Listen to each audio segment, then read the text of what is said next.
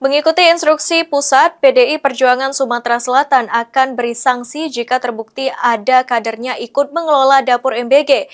Hal tersebut disampaikan oleh Bendahara PDI Perjuangan Sumsel dalam kegiatan Bazar Ramadan Sembako Murah.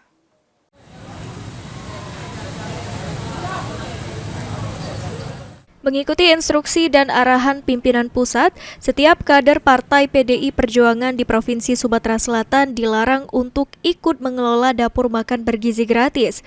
Hal tersebut disampaikan langsung oleh Bendahara DPD PDI Perjuangan Sumatera Selatan, Made Indrawan, pada saat membuka kegiatan Bazar Ramadan Sembako Murah di halaman kantor DPD PDI Perjuangan Sumatera Selatan. Menurut Made, apabila nantinya ditemukan ada kader PDI Perjuangan yang ikut berbisnis dalam mengelola dapur MBG, maka partai akan memberikan sanksi sesuai dengan instruksi yang dikeluarkan dari pusat.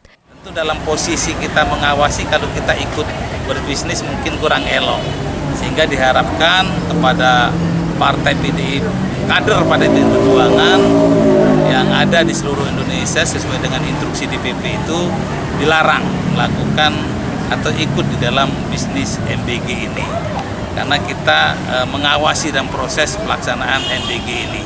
Tentu kita bukan menolak, tapi kita berharap program MBG ini dapat berjalan lebih baik sesuai dengan apa yang dicita-citakan oleh pemerintahan sekarang.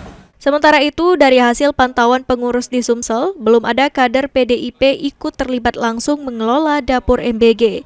Eki Saputra, PAL TV.